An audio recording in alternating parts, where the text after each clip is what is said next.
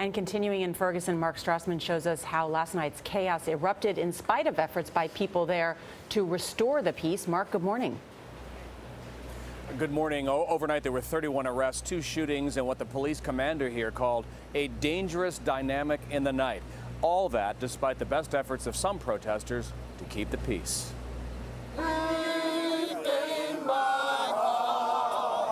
As another night of uncertainty fell on Ferguson Monday, nearly 100 ministers marched in the hope of leading a path to peace. Our goal is to speak some calmness, to take some of the heat out of this situation, and to encourage people to wait while the wheels of justice move. Tempers here ignited more than a week ago with a fatal shooting of 18-year-old Michael Brown. But a vast majority of protesters are trying to take a different approach.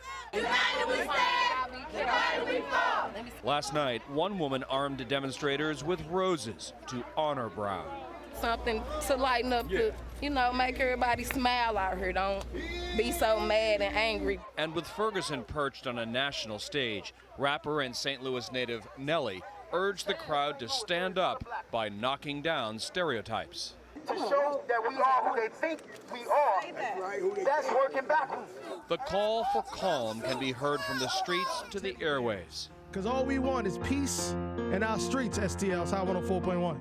DJ Nicole Dolby is known as Boogie D to this St. Louis radio station's 450,000 listeners. We're not immune to what's happening, down in Ferguson or West Florissant. We live here. In between the latest hits, the station opens phone lines. We are not deterred. We are not broken. And we are Mike Brown. High 104.1 is asking for peace in the streets. It also airs public service announcements trying to minimize the violence, which Boogie D blames on a small minority. Now I just think it's some really bad individuals taking advantage of an unfortunate situation. And to me, they're kind of hijacking the message of what those good protesters out there been doing for the past week or so. There is a general and genuine worry here that someone is going to get killed out in the streets. Captain Ron Johnson, the police commander here, is now urging protesters, the peaceful ones, to demonstrate during the day and stay home at night. Jeff?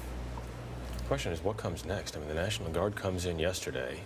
Nothing changes overnight. What does happen next? Right. And as they were saying overnight, that some of these agitators last night were from out of town, from New York and California, some of those arrested. And now they're saying gathered during the day to try to prevent the violence at night. We will keep watching that, of course.